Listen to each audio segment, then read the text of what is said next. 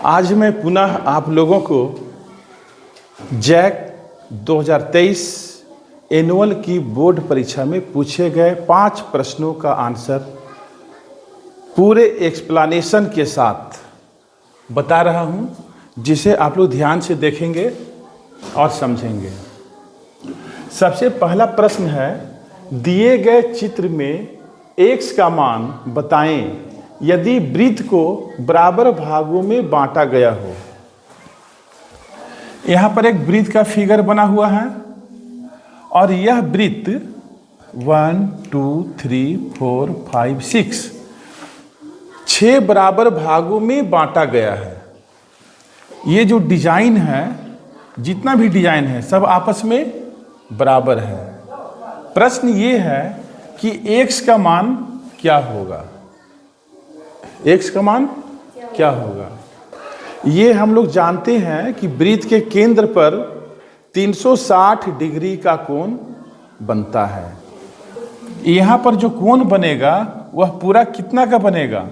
360 degree का, जिसको हम लोग कंप्लीट एंगल कहते हैं। तो यहाँ पर आप लोगों को x का मान निकालना है, ठीक है। यह वृत्त कितने बराबर भागों में बटा हुआ है? 6 बराबर भागों में बटा हुआ है। हमको एक कोण का मान निकालना है और चूंकि पूरा कोण केंद्र पर 360 डिग्री का बनता है, इसलिए हम लोगों को करना क्या होगा? 360 को 6 से भागा देना होगा, ठीक है। 360 डिग्री को 6 से भागा देना होगा। तो 6 कम 6, 6 छक्का 36। कितने बार में कट गया? 60 बार में। हम ये कह सकते हैं 60 डिग्री। ये जो x का मान होगा वह कितना होगा? 60 डिग्री। तो यहाँ ऑप्शन डी आंसर सही है। कोई दिक्कत नहीं है। अब हम लोग आते हैं क्वेश्चन नंबर 2 में। बिंदु P 5,4 का x निर्देशांक ब्रैकेट में लिखा है भुज है। ये समझना होगा, इंपॉर्टेंट चीज है। कोई भी बिंदु दिया हुआ रहता है, तो कल मैं आप लोगों को समझाया था कि जो पहला पॉइंट है इसे हम लोग x कोऑर्डिनेट कहते हैं, x निर्देशांक कहते हैं, और जो बाद वाला होता है उसे y निर्देशांक कहते हैं। x निर्देशांक का दूसरा नाम है भुज, ठीक है। ये आप लोग याद रखेंगे। x निर्देशांक का दूसरा नाम है भुज और y निर्देशांक का दूसरा नाम है कोटि। इसको याद रखना है।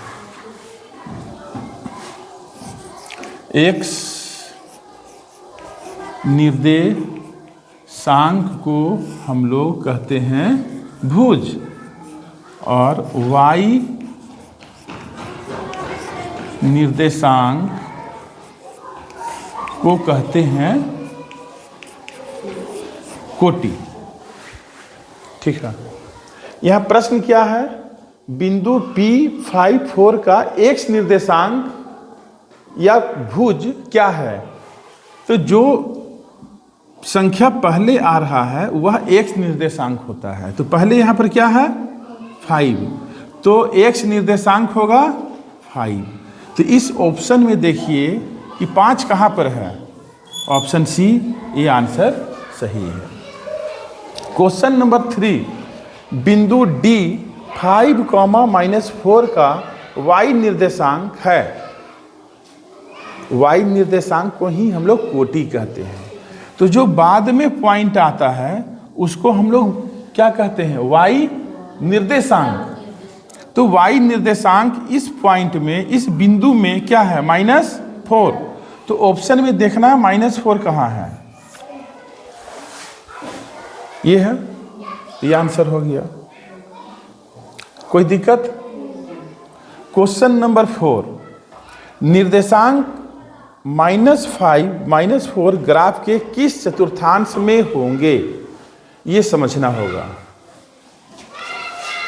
-5 -4।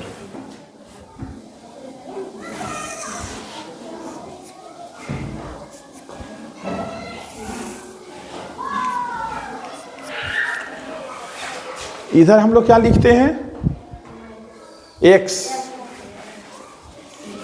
और यहाँ पर x डैश, ठीक है, ऊपर में y डैश। ये फिक्स है, ये चेंज नहीं होगा। और जहाँ दोनों अक्ष एक दूसरे को काट रही है उसे हम लोग 0 से डिनोट करेंगे, ठीक है। इस बिंदु को मूल बिंदु कहते हैं। तो यहाँ से इस बिंदु से राइट साइड जो हम वैल्यू लिखेंगे वह प्लस में लिखेंगे। 1 2 3 4 5। इधर जो लिखेंगे माइनस में लिखेंगे।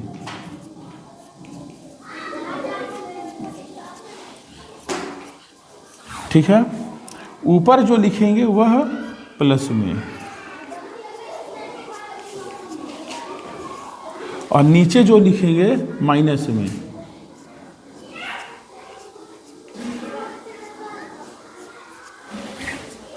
ठीक है, ये x अक्ष हो गया और ये y अक्ष। अब हम इसमें बतलाते हैं आप लोगों को चतुर्थांश के बारे में। ये जो एरिया है, ठीक है, इसको हम लोग कहते हैं प्रथम चतुर्थांश, फर्स्ट क्वाड्रेंट। इस एरिया में यदि कोई बिंदु आता है तो हम लोग ये बोलेंगे कि वह बिंदु प्रथम चतुर्थांश में है, और इसे हम लोग कहते हैं द्वितीय चतुर्थांश। इस एरिया में यदि कोई बिंदु आता है तो हम लोग बोलेंगे द्वितीय चतुर्थांश में वह बिंदु है। तृतीय चतुर्थांश। इस एरिया में यदि कोई बिंदु आता है तो हम बोलेंगे वह बिंदु तृतीय चतुर्थांश में है, और वो हो जाएगा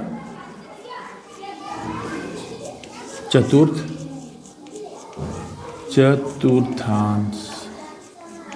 ठीक, ये आप लोग समझ गए। इस एरिया को कहते हैं प्रथम चतुर्थांश, इसको द्वितीय चतुर्थांश, इसको तृतीय चतुर्थांश, और इसको चतुर्थ चतुर्थांश।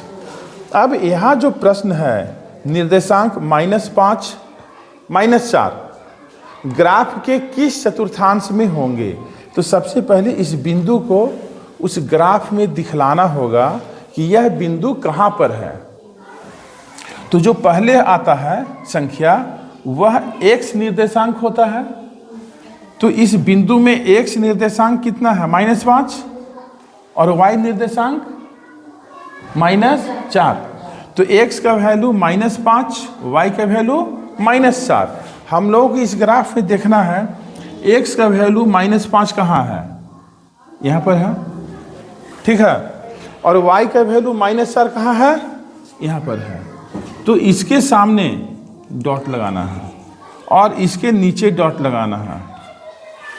ये दोनों डॉट लाइन इस बिंदु पर कट कर रही है, तो इस बिंदु का निर्देशांक हो जाएगा -5 -4, -5 -4। ठीक है, अब प्रश्न ये पूछ रहा है कि यह बिंदु किस चतुर्थांश में है। तो ये जो एरिया है यह कौन सा चतुर्थांश कहलाता है, तृतीय चतुर्थांश। तो आंसर होगा ये तृतीय चतुर्थांश, ये आंसर होगा। तो इस तरीक़ा से पहले चेक करके देख लेना होगा, बिंदु को लगाकर देखना होगा कि दिया गया बिंदु किस चतुर्थांश में है। मान लो कि इस क्वेश्चन में था तृतीय चतुर्थांश में आया, हो सकता है बिंदु यहाँ पर चेंज कर देगा, कोई दूसरा रहेगा, तो उसको भी लगा कर देखना होगा और देख के बतलाना होगा कि वह बिंदु किस चतुर्थांश में है। किसी को भी इसमें कोई दिक्कत है? यदि दिक्कत होगा तो वीडियो देख लेना, 1-2 बार देखोगी दिक्कत खत्म हो जाएगा। ताकि अभी समझाएं तो ऐसा होता है कि जिस समय समझाया जाता है उस समय दिमाग में रहता है, फिर यहाँ से घर जाते जाते बच्चों के दिमाग में कई तरह का बात आता है तो दिमाग से बात निकल जाता है। और क्या होता है, इसमें नया नया शब्द का प्रयोग हो रहा है। हो सकता है उन शब्दों का उपयोग आप लोगों के द्वारा नहीं किया गया हो पहले कभी, सारा शब्द नया हो, तो इसलिए भी दिमाग से वो आउट हो जाएगा। लेकिन चूंकि वीडियो में रहेगा, अगर इंटरेस्टेड रहोगे पढ़ाई करने में, देखोगे तो वो दिमाग में छप जाएगा। समझ गया? इसके बाद क्वेश्चन नंबर 5, बेलन का वक्र पृष्ठीय क्षेत्रफल का सूत्र होगा, क्या होगा? बेलन मतलब वो बेलना नहीं जिसे रोटी बेला जाता है, ठीक है? हालांकि वह भी बेलन जैसा ही है। सबसे पहले हम लोग को ये समझना होगा कि बेलन का आकृति कैसा होता है। अगर ऐसा हम बनाएं फिगर,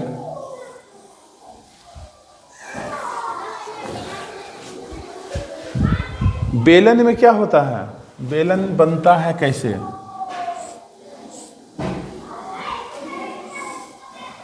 बेलन ऐसा रहता है, दोनों में फर्क।